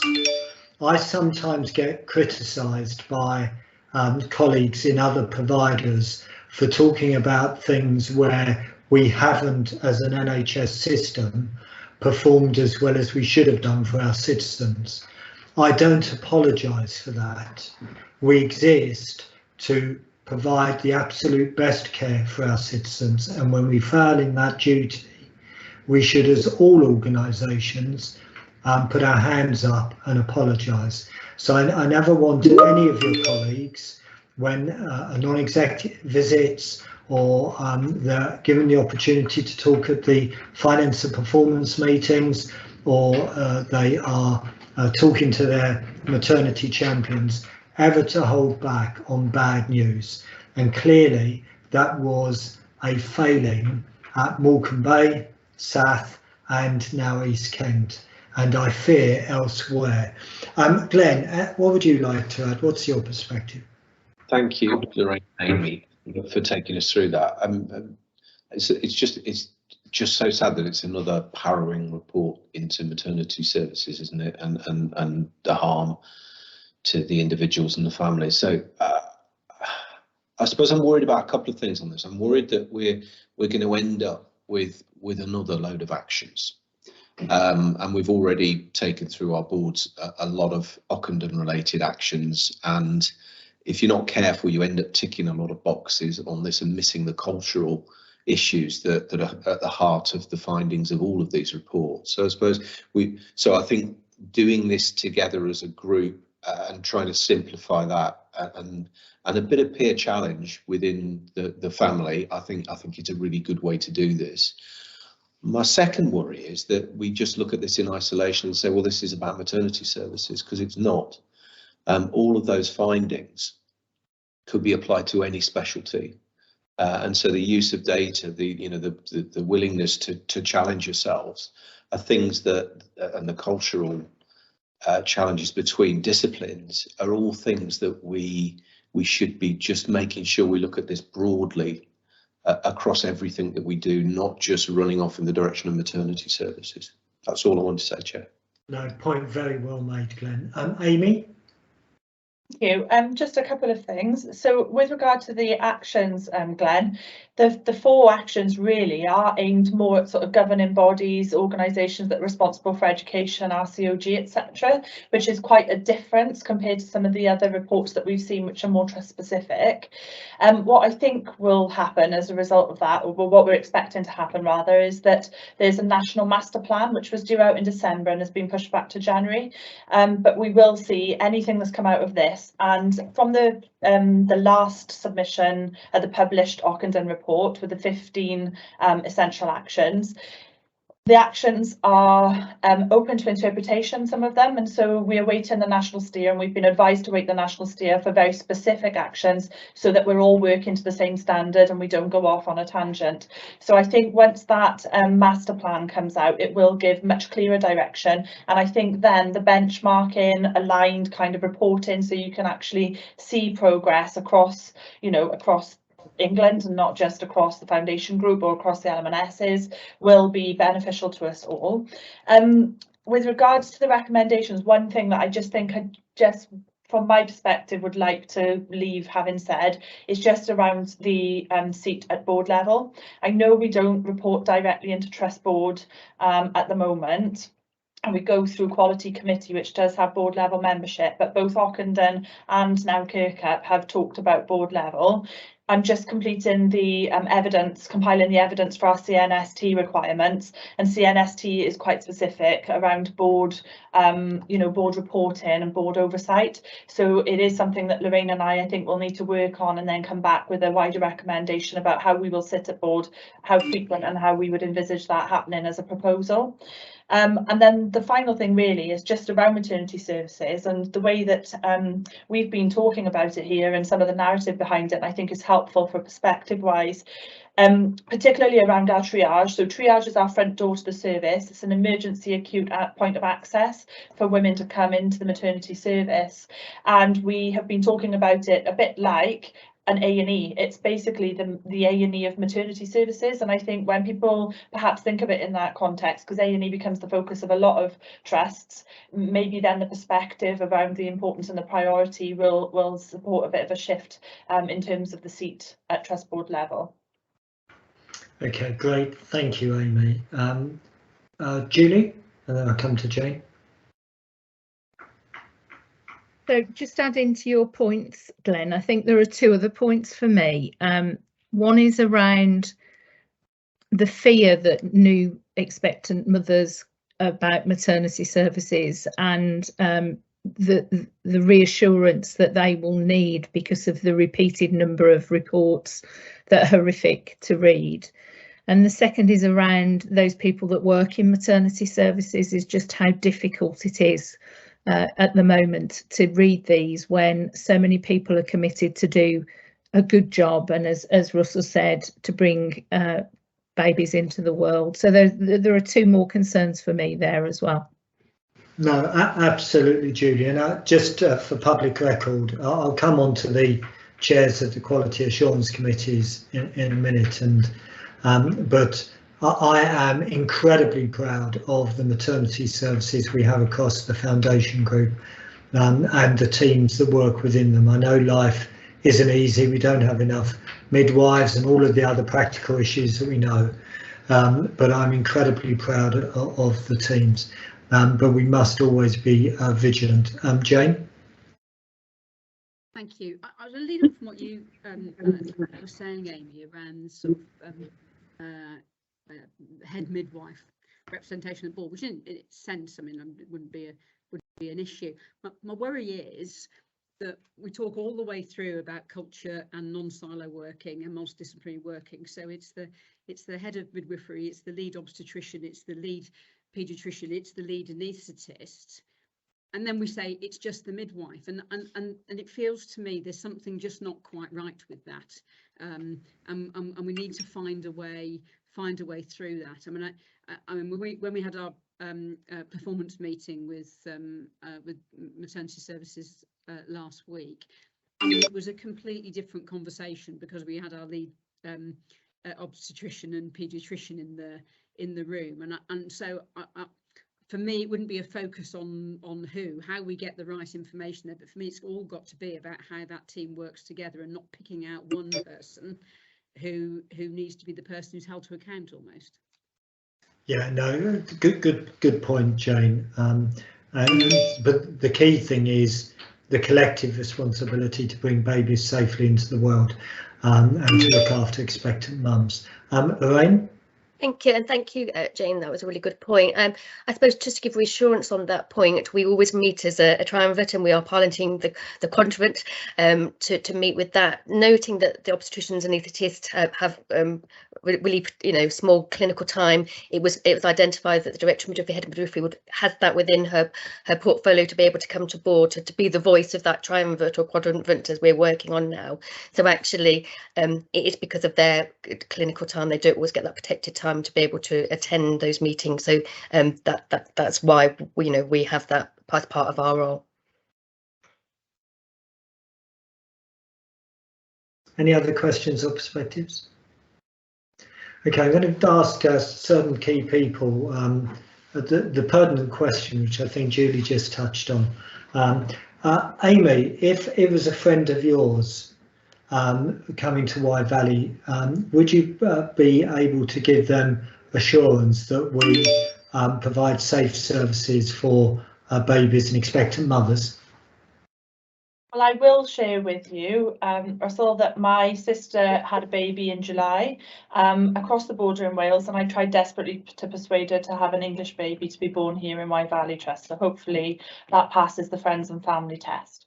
No, that's great, thank you. Lucy, as the Director of Nursing at Wye Valley, would you be able to positively assure expectant mothers about the safety of our services at Wye Valley in maternity and paediatrics?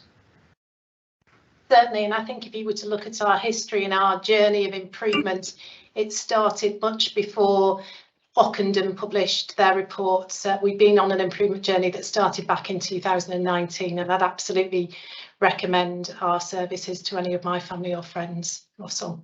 Great, thank you, Lucy. Lorraine, on behalf of Swift and George Eliot, I ask you the same question. If you had a loved one, would you be comfortable in assuring them about the safety of midwifery services at Swift and George Eliot? Absolutely, and because I'm a local girl as well, I've got family and close friends that have delivered at both units and had outstanding care. And I would, if I was still in the age to have my own children, I would definitely be coming to these organisations. I'm assured. Thank you, Lorraine. Natalie, as Chief Nurse Officer for George Eliot, can you give that assurance to members of the public? Yes, so I can echo everything that everybody has said. I think we are continually improving. I am extremely proud of the involvement of our Voices partners, listening to the women and the fathers across the organisation and throughout the community. And we're always striving to do that quality improvement. But at this moment in time, absolutely, I would be reassured to have any of my loved ones here and having their children. Thank you, Natalie. And finally, Sarah Moppet, as the Chief Nurse Officer for Swift. Thanks, Chairman. Yes, I concur with everybody else's feedback. I've been genuinely impressed with the compassionate way women and babies are cared for across maternity services at Swift. And it's probably worth noting, we've just celebrated 12 months without an HSIB referral. So that's serious incidents which are meet national criteria for investigation. So that's not to say we haven't had things that we've learned from. And there's been an incredible amount of work on the back of Ockenden and saving babies' lives, and there is more to do. And I think, this report gives us an opportunity to just take a stop moment and make sure that we are improving at the pace that our women and babies deserve. No, that's great. Thank you, Sarah. Just go back on the chat box to something David Mowbray said. David's an obstetrician. He said, as board members, I would encourage are we sure this is not happening in our hospital?